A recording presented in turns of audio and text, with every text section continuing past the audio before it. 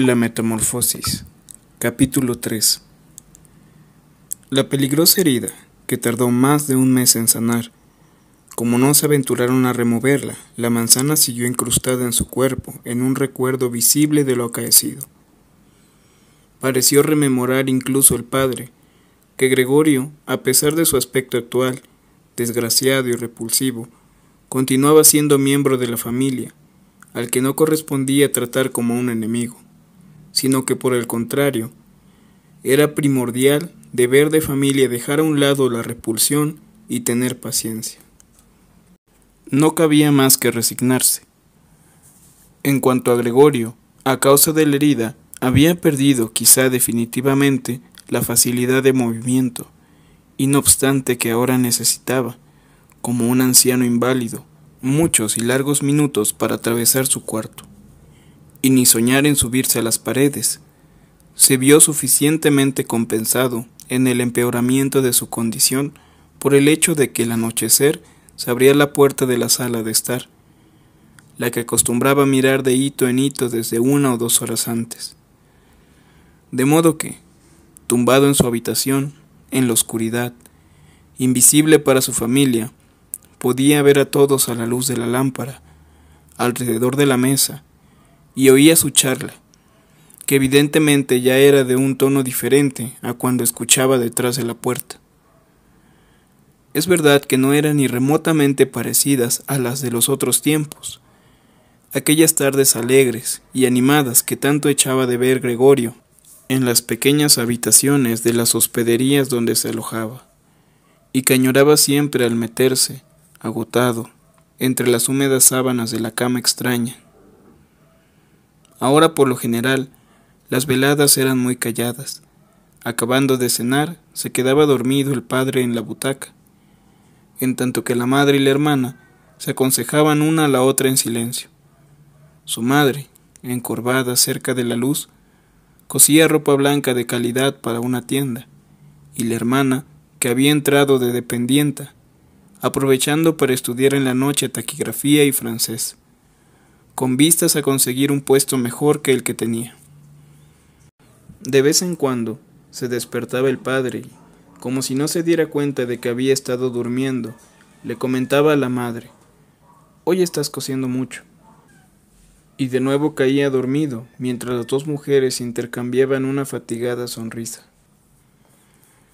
Con una terquedad de mula, el padre se empecinaba en no quitarse el uniforme de ordenanza, ni siquiera en su casa. Y en tanto que su bata ya era inservible, colgaba de la percha, dormitaba allí sentado, vestido con el uniforme completo, como si estuviera siempre listo a prestar servicio, o esperar a escuchar hasta en su casa la voz de uno de los jefes. Con lo que el uniforme, que lo recibió siendo ya usado, comenzó a verse sucio. No obstante, los amorosos cuidados de la madre y de la hermana para mantenerlo limpio. Y Gregorio, muy seguido, se pasaba horas enteras contemplando ese traje lustroso, lleno de lamparones, mas con los botones dorados siempre brillantes, como el cual el viejo se dormía, aunque con incomodidad, muy pacíficamente. Tan pronto como el reloj daba las 10, la madre trataba de despertar al padre, persuadiéndolo con cariñosas palabras para que se marchase a la cama, porque dormir allí sentado no era dormir como es debido, y a él le hacía falta un buen descanso, ya que a las 6 debía acudir a su obligación. Pero el padre, con lo obstinado que se había vuelto desde que trabajaba de ordenanza de banco, insistía en quedarse más rato a la mesa, aunque por lo regular caía de nuevo dormido, y solo después de muchas mortificaciones se decidía a cambiar la butaca por la cama. Y no obstante todos los esfuerzos de la madre y la hermana, él continuaba allí con los ojos cerrados, cabeceando cada cuarto de hora, pero no se ponía de pie. La madre le movía la manga, susurrándole cariños al oído, y la hermana dejaba su tarea para ayudarla. Mas todo era inútil, ya que el padre se rellenaba más hondo en su butaca, y no abría los ojos hasta que las dos mujeres le tomaban por debajo de los brazos. Entonces sus miradas iban de una a otra, habitualmente con la observación.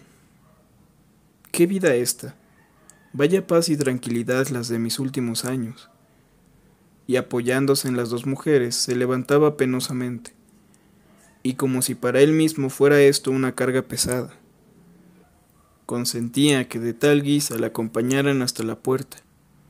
Allí, con la mano les hacía ademán de que se fueran, y continuaba solo su camino, en tanto que la madre dejaba su labor de costura y la hermana sus plumas para correr tras él y poder ayudarle.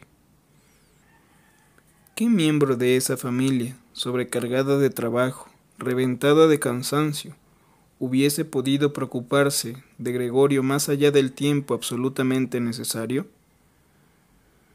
Los gastos de la casa fueron reducidos más y más. Se despidió a la criada, ahora una asistenta, mujer gigante, huesuda, de cabellos blancos, que le circundaba la cabeza. Venía unas horas por la mañana y otras por la tarde, a hacer las tareas más pesadas. Todos los demás quehaceres quedaban a cargo de la madre, a los que se le añadían las grandes pilas de costura. Fue necesario además deshacerse de varias joyas con las que la madre y la hermana se engalanaban orgullosas en sus fiestas y reuniones. Esto lo averiguó Gregorio una noche, al oírlas comentar el precio a las que las vendieron. Pero de lo que más se lamentaban era de que no pudieran dejar el piso, que ya en las actuales circunstancias resultaban demasiado grande, porque no veían la forma de trasladar a Gregorio. Pero Gregorio sabía muy bien que esa no era la verdadera razón que les impidiera mudarse, puesto que para trasladarle a él bastaría sencillamente un cajón con dos orificios que le permitiera respirar. No, lo que les detenía para cambiarse de piso era su propia desesperación, porque el cambio hacía realidad la creencia en que estaban de verse señalados por una desgracia tal como jamás le sucedió a ninguno de sus parientes y amigos. Y sufrieron lo indecible, soportando lo que el mundo exige de la gente pobre. El padre iba a traer el desayuno para los empleadillos del banco. La madre tenía que rendir sus energías confeccionando ropa interior para extraños. La hermana, que correr de un lado a otro tras el mostrador atendiendo órdenes de los clientes. Pero por más que se esforzaban, no daban más de sí, y la herida en la espalda de Gregorio comenzaba a dolerle mucho cuando la madre y la hermana, luego de acostar al padre, regresaban de nuevo, y dejaban el trabajo para sentarse muy juntas una de la otra, casi mejilla con mejilla. La madre apuntaba hacia la habitación de Gregorio y decía: «Grit, cierra esa puerta ahora». Y Gregorio quedaba nuevamente inmerso en la oscuridad, en tanto que, en el cuarto vecino, las dos mujeres confundían sus lágrimas o, con los ojos secos, miraban fijamente a la mesa. Las noches y los días de Gregorio transcurrían sin casi conciliar el sueño.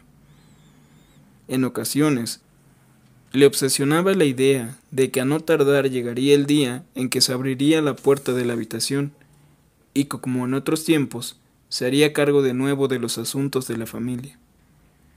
Recordó después de ese largo periodo a su jefe y al principal, a los agentes viajeros y a los aprendices, a la ordenanza, que era tan estúpido, a 2 o 3 amigos que tenían en otros comercios, a la camarera de una hospedería de provincia, y un recuerdo romántico y pasajero, el de la cajera de una sombrería, a quien había pretendido en serio, pero sin forzar el paso.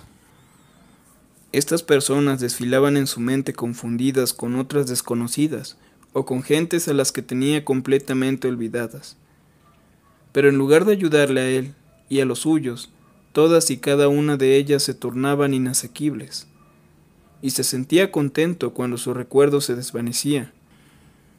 Otras veces no tenía talante para preocuparse por su familia, y solo sentía rabia por la negligencia con la que le atendían. No pensaba en ningún manjar que se le antojara, pero hacía planes para entrar en la despensa y sacar, aunque no tuviera hambre, los alimentos, que después de todo eran suyos. La hermana ya no se afanaba en traerle lo que en especial podía gustarle comer. Antes de irse al trabajo, en la mañana y en la tarde, empujaba con el pie cualquier vianda hacia el interior del cuarto, y después, cuando regresaba de la tienda, sin preocuparse por el hecho de que Gregorio apenas probara bocado, que así solía suceder, o que ni siquiera tocara la comida, sacaba lo que le quedaba de un escobazo. El acomodo del cuarto, que ahora ella siempre hacía por la noche, no podía ser más rápido. A lo largo de las paredes abundaba la mugre, y aquí y allá se veían montoncitos de basura. En un comienzo, cuando entraba la hermana, Gregorio acostumbraba a colocarse en una esquina, particularmente sucia, lo que no dejaba de ser un modo de reproche a ella. Pero podía estar allí semanas enteras, y ni aun así lograba que la hermana se esmerara un poco más. Ella veía la porquería tan bien como él, pero al parecer no pensaba sacarla. Con una susceptibilidad totalmente nueva en ella, y que de algún modo había contagiado a toda la familia, se reservaba celosamente la tarea de limpiar ese cuarto. En una ocasión la madre se resolvió a hacer limpieza general en el cuarto de Gregorio, lo que solo pudo efectuar llevando varios cubos de agua. Toda esta humedad le afectó mucho a Gregorio, que mientras tanto yacía quieto y apesadumbrado debajo del sofá. Pero el castigo no tardó mucho. En cuanto la hermana regresó por la tarde y apercibió el nuevo aspecto que ofrecía la habitación, se ofendió, corrió encolerizada a la sala de estar y, pese a las súplicas de la madre, estalló en llanto tal que sobresaltó a los padres. Naturalmente el padre brincó del sillón, que al principio lo observaban totalmente confundidos. Finalmente, los padres entraron en acción. El padre, a la diestra de la madre, le amonestaba por no haber dejado a la hermana que ella solo limpiara la pieza de Gregorio. La hermana, a la izquierda, aseguraba, gritando, que ya no podía seguir encargándose de aquella tarea. A todo esto, la madre intentaba llevarse a la alcoba al padre, que estaba sobreexcitado. La hermana, ahogada por el llanto, golpeaba la mesa con sus puñitos cerrados, mientras Gregorio pateaba con furia, pues nadie se preocupó de cerrar su puerta, evitándole la amargura de aquella escena y aquel escándalo. Pero, si la hermana exhausta por su trabajo diario se había cansado de cuidar a Gregorio como antes, no había necesidad de que interviniera la madre. Ni Gregorio tenía razón para sentirse abandonado, porque había una asistenta. Esta anciana viuda, a quien probablemente su fornida y huesuda constitución permitió sobrevivir a lo peor que la vida pudo ofrecer, no sentía por Gregorio ninguna repulsión. Un día, y no propiamente por curiosidad, se le ocurrió abrir la puerta de la habitación, y al ver a Gregorio, quien sorprendido comenzó a correr de un lado a otro, aunque nadie iba a su casa, permaneció simplemente con las manos cruzadas sobre la barriga. Desde entonces, mañana y tarde, siempre entreabría un poquito la puerta, por un momento, y echaba una ojeada a Gregorio. En un comienzo, hasta lo llamaba con palabras que tal vez consideraba amistosas, como «Acércate, escarabajo», «Miren al escarabajito». A tales alocuciones, Gregorio no solamente no contestaba, sino que permanecía quieto en su lugar, como si la puerta no hubiera sido abierta. ¿Cuánto más valdría que en lugar de permitir a esta sirvienta que le molestara con sus insensateces cada vez que le venía en gana, le ordenaran que limpiara el cuarto diariamente? Una mañana a primera hora, la lluvia, que quizás anunciaba el llegar de la primavera, azotaba con fuerza los cristales de la ventana. La asistenta empezó nuevamente a importunarle, y Gregorio se exasperó a tal grado que, aunque bastante lenta y débilmente, corrió hacia ella, como si fuera a atacarla.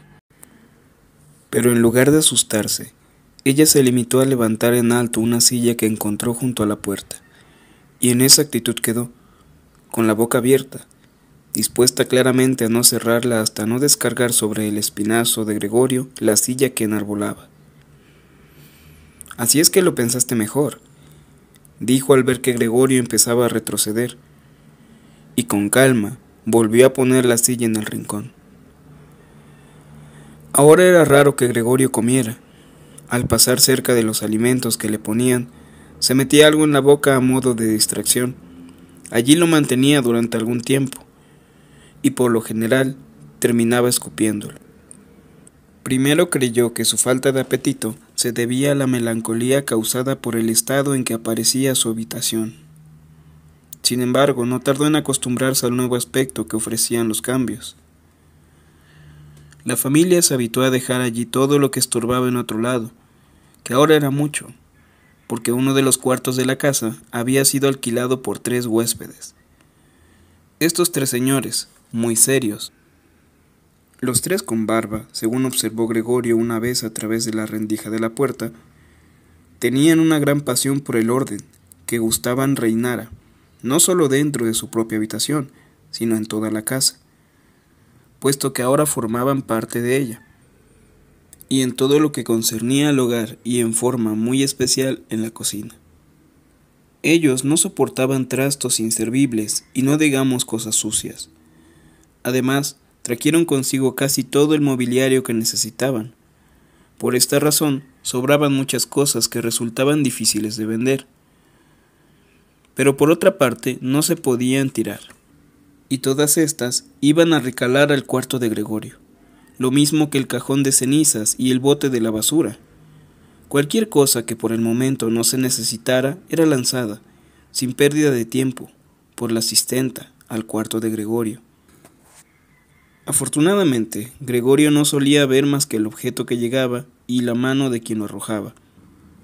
Probablemente la asistenta pensara en regresar por esas cosas cuando se le ofreciera la oportunidad o tuviera tiempo, o viniera a sacarlas de una vez. Lo cierto es que estaban allí tal como las arrojaran, desde el comienzo, excepto cuando Gregorio se revolvía contra el trasto y lo empujaba, obligado al principio por la necesidad, porque ya no tenía bastante cuarto para arrastrarse, y más tarde, con creciente placer, a pesar de que luego de estos trotes quedaba terriblemente triste y extenuado, sin ánimo de moverse en varias horas. Los huéspedes, a veces, cenaban en casa, en la sala de estar, común para todos, y muchas noches la puerta que daba a esa habitación quedaba cerrada, pero a Gregorio no le importaba ya, e incluso en ocasiones en que la puerta permanecía abierta, no aprovechaba la oportunidad, sino que se retiraba a la esquina más oscura de su cuarto, totalmente inadvertido de la familia. Pero sucedió que un día la sirvienta dejó entreabierta la puerta que daba a la sala de estar, y en tal guisa estaba cuando los huéspedes llegaron en la noche y prendieron la luz. Se sentaron a la mesa en los lugares que otros tiempos ocuparan para comer sus alimentos. Gregorio, el padre y la madre. Desdoblaron las servilletas y se dispusieron a cenar, cuchillo y tenedor en mano. Enseguida, por otra puerta, apareció la madre con una fuente de carne y detrás la hermana que traía a su vez una fuente repleta de patatas. De la comida se desprendía una nube de humo. Los huéspedes se inclinaron sobre las fuentes que les habían puesto por delante, como si quisieran escudriñarlas antes de comer. Y, efectivamente, el que estaba sentado en el medio y parecía gozar de autoridad sobre los otros 2, cortó un pedazo de carne en la fuente misma, obviamente para comprobar si estaba bastante tierna, o si hacía necesario devolverla a la cocina. Mostróse satisfecho, y la madre y la hermana, que le observaban con ansiedad, respiraron libremente y comenzaron a sonreír. Mientras tanto, la familia cenaba en la cocina. No obstante, el padre entraba en la sala de estar antes de ir a la cocina, y con gran reverencia, gorra en mano, daba la vuelta a la mesa. Los huéspedes se alzaban de sus asientos y murmuraban algo para sus barbas. Luego, cuando quedaban solos, comían calladamente. A Gregorio le parecía notable, entre los diversos ruidos que provenían de la mesa, distinguiérase siempre el sonido del masticar de los dientes. Era como si quisieran demostrar a Gregorio que para comer uno necesita dientes, y que aún la más bella mandíbula, si es huérfana de dientes, de nada le sirve a uno. «Tengo bastante apetito», se dijo Gregorio, cari acontecido, «pero no de esas cosas. ¡Qué manera de comer estos señores, mientras yo, muriéndome de hambre!». Aquella misma noche, oyó el sonido del violín. Gregorio no se acordaba de haberlo escuchado en todo aquel tiempo, que tocaba en la cocina. Ya habían terminado los huéspedes su cena. El que se encontraba en medio había traído un periódico y le daba una hoja a cada uno de los otros dos, y ahora los tres, cómodamente recostados hacia atrás, leían y fumaban. Cuando el violín comenzó a tocar, prestaron atención, se pusieron de pie y en puntillas llegaron hasta la puerta del recibidor, quedándose allí muy quietos y juntos uno contra otro. Sus movimientos se debieron escuchar en la cocina, y aquel padre inquirió: «¿Les molesta que toquen el violín, caballeros?». Y agregó: «Si es así, pueden suspenderse al punto». «Todo lo contrario», repuso el señor que estaba sentado en medio. «¿No quisiera venir la señorita y tocar este cuarto a nuestro lado, donde sería mucho más propio y confortable?». «Con mucho gusto, no hay inconveniente», contestó el padre, como si él fuera el violinista. Los huéspedes regresaron al interior del recibidor y aguardaron. Inmediatamente llegó el padre con el atril, enseguida la madre con las partituras, y por último la hermana con el violín. La hermana dispuso todo en orden, con calma, para comenzar a ejecutar, en tanto que los padres, que jamás habían tenido habitaciones alquiladas y que por ello extremaban la cortesía debido a los huéspedes, no se aventuraban a sentarse en sus propias butacas. El padre se apoyó contra la puerta, la mano derecha metida entre dos botones de su librera abrochada, mientras uno de los huéspedes le ofreció a la madre una butaca y ella se sentó a un lado, en un rincón. Ya no se atrevió a cambiar el asiento del lugar en que aquel señor se le ofreciera, y al hacerlo, lo dejara casualmente. Empezó a tocar la hermana, y el padre y la madre, desde su lugar, miraban de hito en hito los movimientos de sus manos. Gregorio, subyugado por la música, se animó a avanzar un poco, hasta llegar a tener la cabeza realmente dentro del recibidor. Casi no se sorprendía del poco miramiento que últimamente tenía para con los demás, a pesar de que antes esa condición suya era algo de lo que más se preciaba. Pero precisamente en esta ocasión tenía de sobras razones para esconderse, ya que la gran cantidad de polvo que en gruesas capas reposaba en la habitación se levantaba en oleadas al más ligero movimiento. Él mismo estaba cubierto de polvo y llevaba consigo, por la espalda y los costados, pelusas, cabellos y trozos de comida.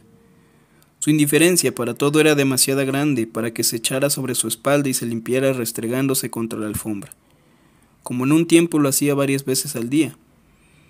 Y ahora, no obstante, el estado en que se encontraba, no tenía la más mínima vergüenza de seguir avanzando un poco por la superficie brillante del recibidor.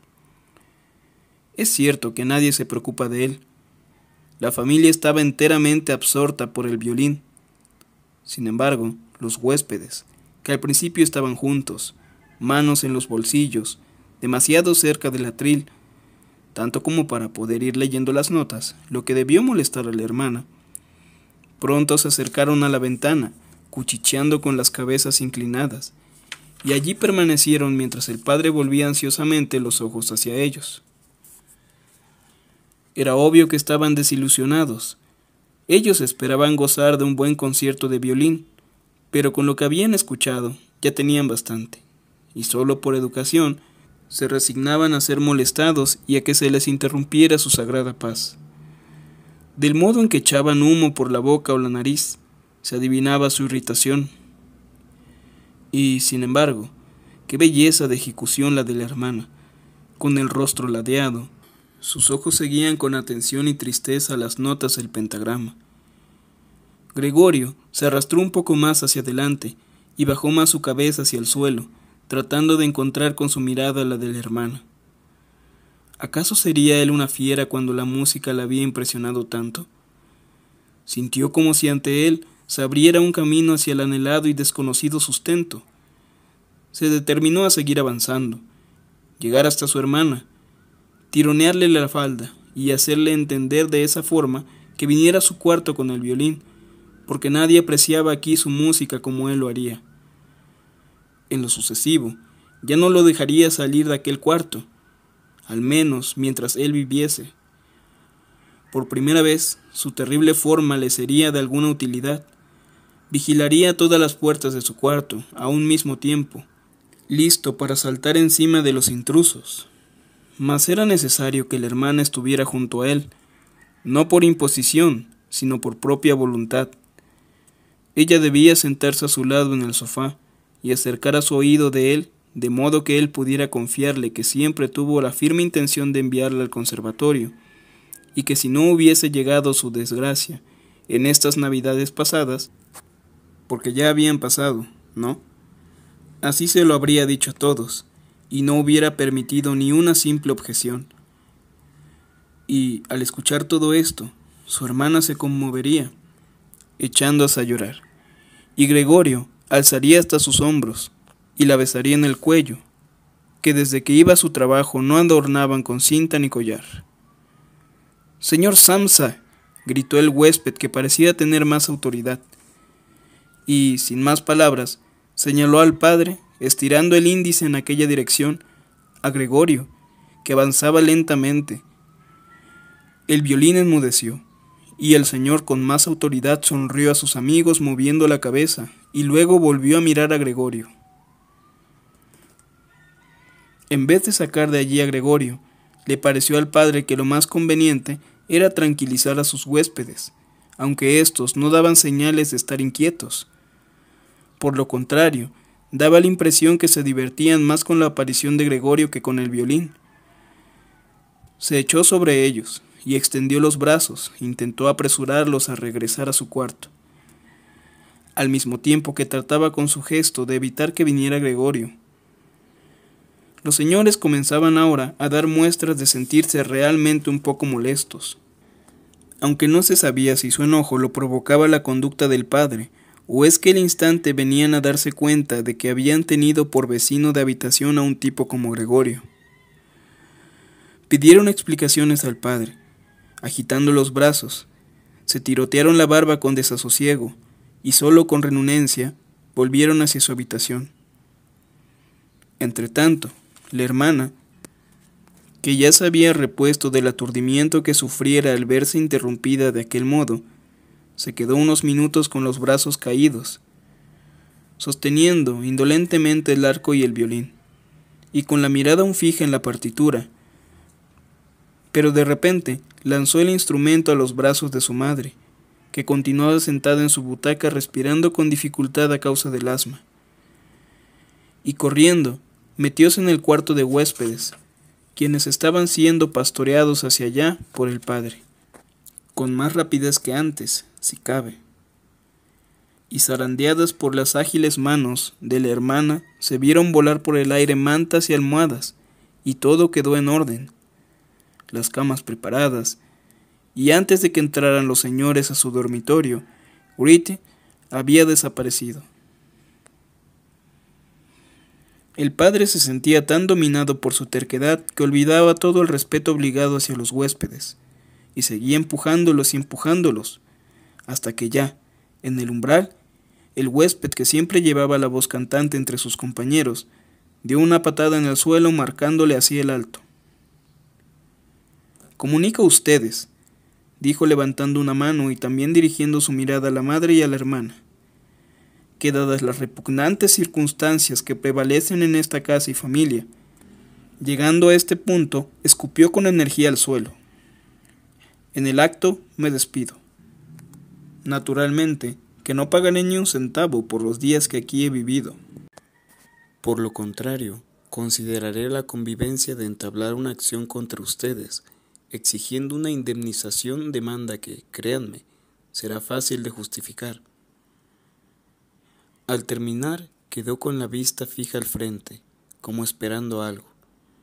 Y en efecto, también sus dos amigos corroboraron de inmediato sus palabras, agregando además: nosotros nos marcharemos igual al momento.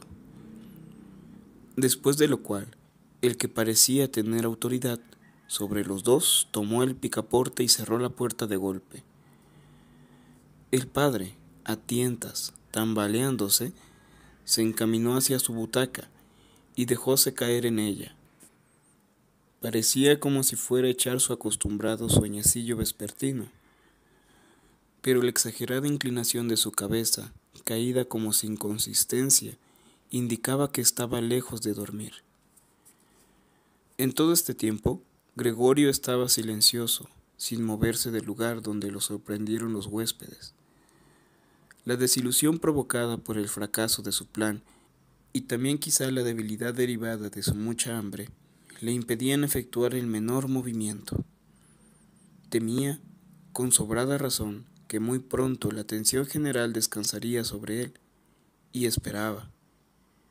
Incluso no reaccionó al estrépito violín, cuando resbaló de los temblorosos dedos de la madre, dejando oír el gemido de una nota resonante. «Queridos padres», dijo la hermana dando un manotazo sobre la mesa, a modo de introducción, «las cosas no pueden seguir así. Quizá ustedes no lo entienden, pero yo sí. En presencia de este monstruo, no quiero ni proferir el nombre de mi hermano, de manera que solo diré que debemos tratar de deshacernos de él. Hicimos todo lo humanamente posible por cuidar y soportarle, y estoy segura que nadie se atrevería a hacernos el más mínimo reproche». «Ella tiene toda la razón», dijo el padre para sí. La madre, que se hallaba aún sofocada porque le faltaba el aire, empezó a toser sordamente, tapándose la boca con la mano y con los ojos desorbitados como una loca. La hermana se precipitó hacia ella y le sostuvo la frente. Al padre, las palabras de la hermana le estaban induciendo a concretar algo más sus ideas. Se había levantado de la butaca y, agarrando su gorra de ordenanza, que estaba entre platos que aún quedaban en la mesa, de la comida de los huéspedes, y de vez en cuando echaba una mirada a la inmóvil figura de Gregorio. «Debemos de tratar de deshacernos de él», insistió ahora, categóricamente, la hermana. Al padre, pues la madre, con tanta tos, no podía oír nada. «Esto terminará por matarlos a ustedes dos, lo veo venir. Cuando uno tiene que trabajar tanto como nosotros, todos trabajamos. No se puede sufrir, además, en casa, ese continuo tormento. Yo al menos no puedo aguantar más». Y rompió a llorar con tal desesperación y sollozos que sus lágrimas cayeron sobre el rostro de la madre, quien se las limpió maquinalmente con la mano. «Querida niña», dijo entonces el padre compasivo y con evidente compasión, «¿pero qué podemos hacer?». La hermana se limitó a encogerse de hombros como para exteriorizar el sentimiento de impotencia que se había adueñado de ella mientras lloraba, y que contrastaba con la seguridad de que antes hiciera gala. «Si él pudiera comprendernos», dijo el padre en tono un tanto equívoco. Mas la hermana, sin dejar de sollozar, hizo un ademán vehemente con la mano, dando a entender que eso estaba totalmente descartado. «Si pudiera comprendernos», replicó el padre, cerrando los ojos como para reflexionar sobre la convicción de Grete en cuanto a lo imposible de tal suposición. «Entonces quizá podríamos llegar a un acuerdo con él, pero dadas las circunstancias...». «Debe irse», exclamó la hermana. «Es la única solución. Quítese usted la idea de que se trata de Gregorio. El que lo hayamos creído todo este tiempo ha dado origen a todos nuestros sinsabores. ¿Es que esto puede ser mi hermano? Si esto fuera Gregorio, Ya hace mucho que hubiera entendido que los seres humanos no pueden vivir con semejantes animales, y él mismo habría resuelto marcharse. Entonces habríamos perdido a Gregorio, pero nosotros seguiríamos viviendo y enalteciendo su memoria. En tanto que así, este animal nos persigue, ahuyenta a los huéspedes, y es obvio que quiere adueñarse de toda la casa y arrojarnos al arroyo. Mira, papá, gritó de repente, ya comienza de nuevo.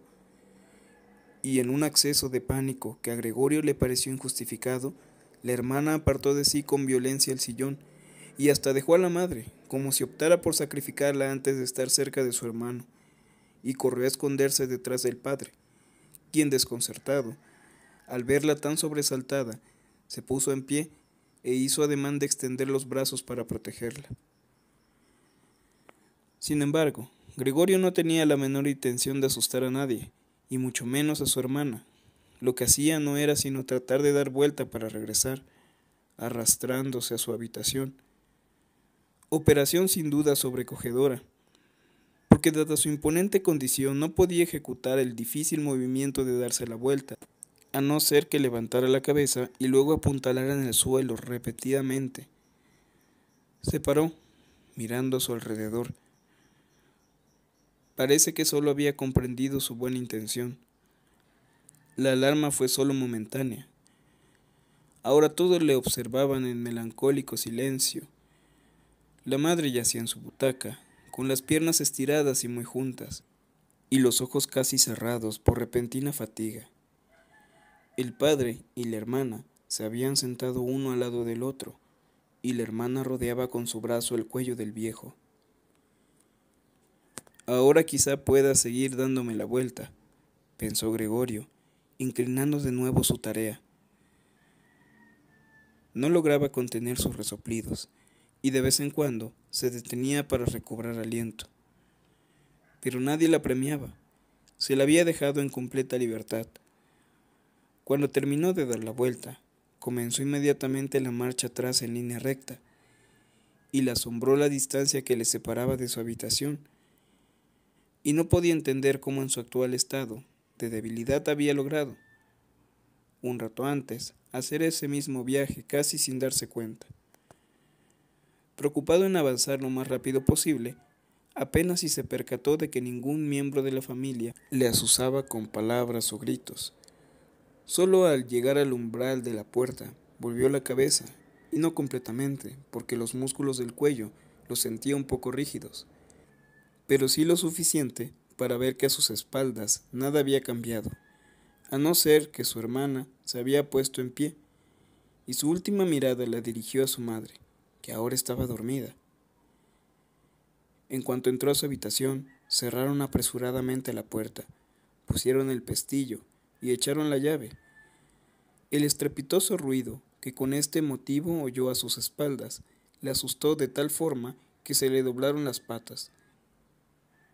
La hermana era la que tenía tanto apuro. De pie, estaba lista en espera de la ocasión de poder precipitarse a encerrarlo. Gregorio ni la oyó acercarse. Por fin, exclamó ella mirando a sus padres, al tiempo que le cerraba con llave. ¿Y ahora?, se dijo Gregorio mirando a su alrededor, en la oscuridad. Rápidamente se convenció de que estaba totalmente imposibilitado de moverse, cosa que no le sorprendió. Más bien hubiera encontrado realmente extraño que le fuera posible hacerlo por sus débiles patas. Por otra parte, se sentía realmente a gusto. En verdad que tenía dolorido todo el cuerpo, pero le pareció que estas dolencias iban en gradual disminución, y creía que, finalmente, acabarían por desaparecer. La manzana podrida, incrustada en su espalda, y la inflamación se veían blanquecinas por el polvo. Le molestaba poco. Pensaba en su familia con ternura y amor. En él era más fuerte, si cabe, que en su hermana, el convencimiento de que debía desaparecer. Y en este estado, de ociosa y dulce meditación, siguió hasta que el reloj de la torre de la iglesia dieron las 3 de la madrugada. En la ventana volvió a ver luz del alba, que clareaba el mundo exterior. Después, contra su voluntad, su cabeza hundió totalmente y su hocico despidió un débil y último aliento.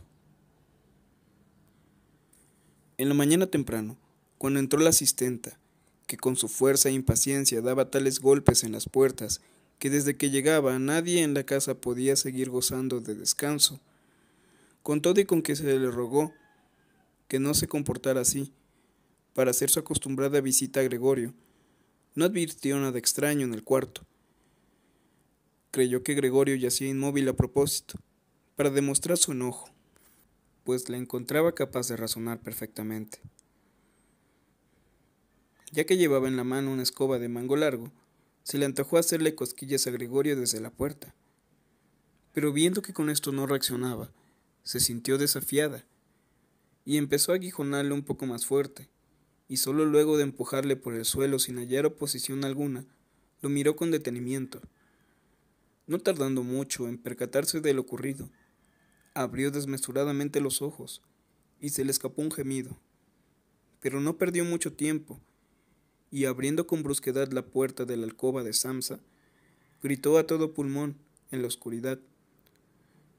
El señor y la señora Samsa se incorporaron en su lecho matrimonial, y antes de que se dieran cuenta de lo que la sirvienta les estaba anunciando, tuvieron mucha dificultad para recobrarse del sobresalto. Pero luego se bajaron enseguida de la cama, cada quien por su lado. El señor Samsa se echó una manta sobre los hombros, y la señora Samsa llevaba solo su camisón de dormir. Y en estas fachas entraron a la habitación de Gregorio. Entretanto, también se abrió la puerta de la sala de estar, donde dormía Grit, desde que llegaron los huéspedes. Grit estaba vestida completamente, como si no se hubiera acostado, cosa que también hacía suponer la intensa palidez de su rostro. ¿Muerto?, exclamó la señora Samsa, mirando de forma interrogativa a la asistenta, aunque podía comprobarlo por sí misma, y el hecho era bastante obvio para que precisara de averiguación. Yo diría que sí, respondió la asistenta, empujando un buen espacio con el escobón en el cuerpo inerte de Gregorio, y haciéndolo a un lado como probando lo que decía. La señora Samsa hizo ademán de detenerla, pero se contuvo. Bien, dijo el señor Samsa, ahora demos gracias a Dios. Se santiguó y las tres mujeres hicieron lo mismo. Grit, que no dejaba de mirar el cadáver, señaló: miren lo flaco que estaba. Claro que hacía tiempo que ni comía nada, ni tocaba los alimentos. Indudablemente que el cuerpo de Gregorio estaba todo plano y seco. Solo en este momento se daban cuenta del por qué ya no lo sostenían sus patitas, y nadie apartaba de él la vista. Grit, ven un momentito con nosotros, dijo la señora Samsa sonriendo tristemente. Y Grit, no sin mirar hacia atrás al cadáver, siguió a sus padres al dormitorio. La asistenta cerró la puerta y abrió la ventana de par en par. Es cierto que aún era muy de mañana, pero se precisaba cierta tibieza en el aire fresco. Después de todo, ya era fines de marzo. Los tres huéspedes salieron de su alcoba y se sorprendieron al no ver su desayuno. Nadie se había acordado de ellos. ¿Dónde está nuestro desayuno?, preguntó impaciente a la asistenta al señor que parecía tener autoridad de los tres.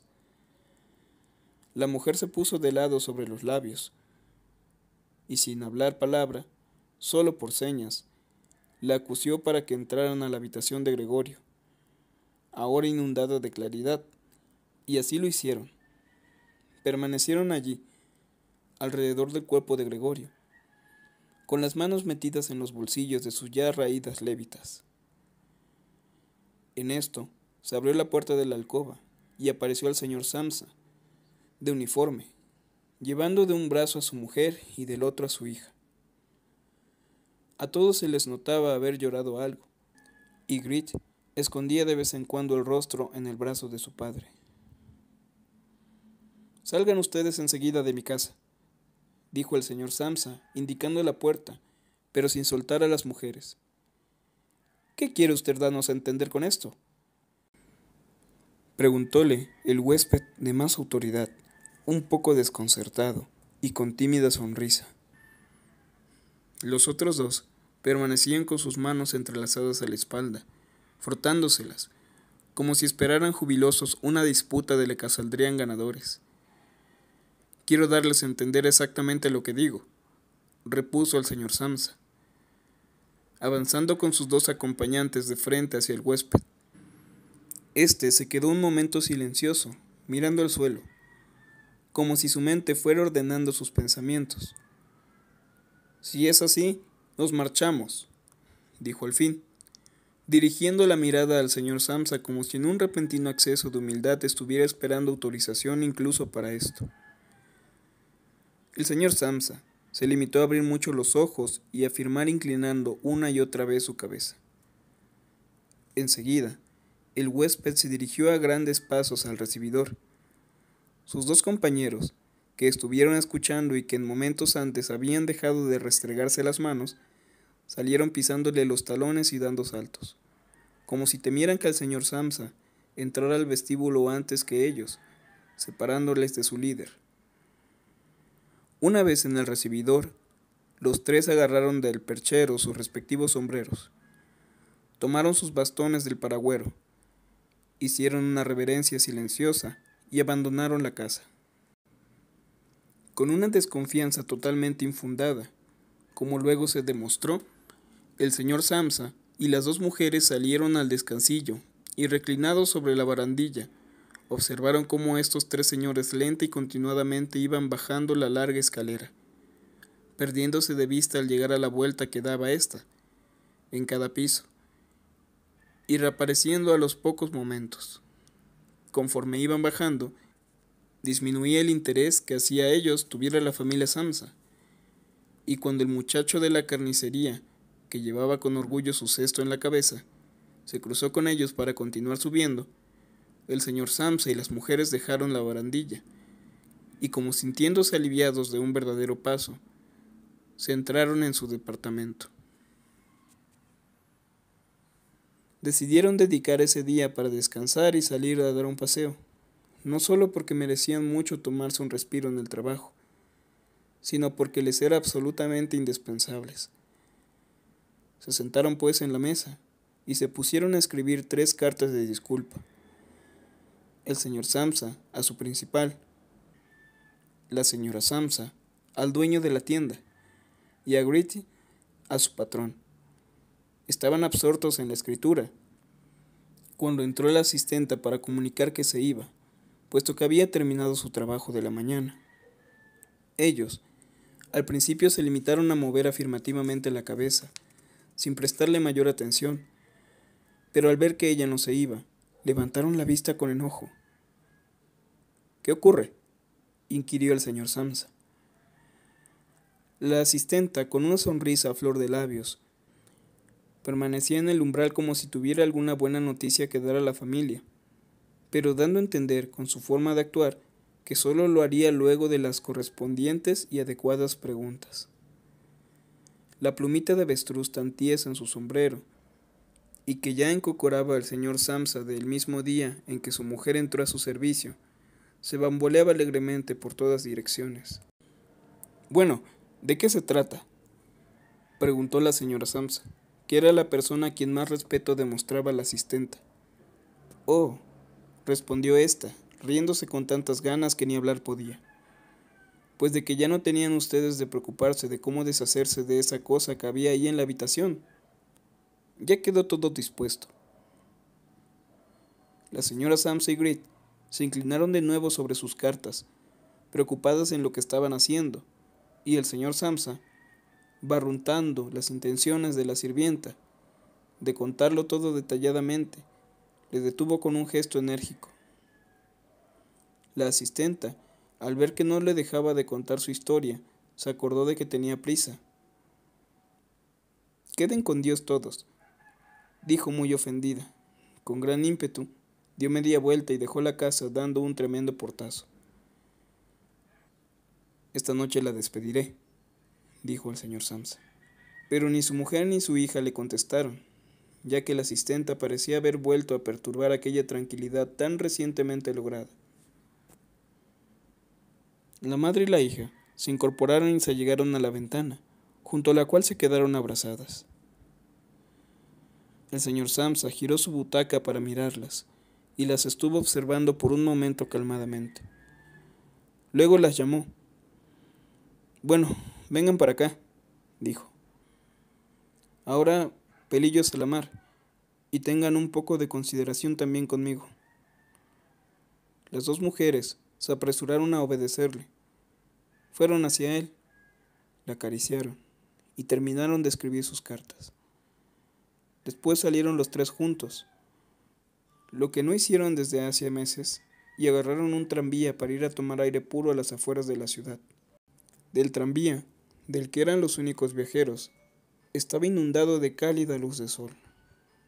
Muy a gusto recostados en sus asientos, cambiaron ideas sobre las perspectivas del futuro, y llegaron a la conclusión de que bien miradas las cosas, el porvenir no se presentaba tan mal, ya que sus colocaciones, sobre las que aún no se habían informado entre sí, eran estupendas, y probablemente mejorarían en lo sucesivo. Lo que de momento más les convenía era cambiarse de casa, y esto sería una mejoría. Querían un departamento más pequeño y más económico, y también mejor ubicado y más práctico que el actual, que fue escogido por Gregorio. Y mientras así conversaban, el señor y la señora Samsa se dieron cuenta, casi al mismo tiempo, de la creciente vivacidad de su hija, la que a pesar de todos los sinsabores de los últimos tiempos que hicieron palidecer su semblante, era ahora una linda muchacha lozana, llena de vida. Tranquilizados y casi sin darse cuenta, intercambiaron miradas de entendimiento, coincidentes en la conclusión de que ya era tiempo de buscarle un buen esposo. Y cuando, al llegar al final del viaje, la hija se puso en pie a la primera y estiró su cuerpo juvenil, pareció como si viniera a confirmar, así, los nuevos sueños y excelentes intenciones de sus padres.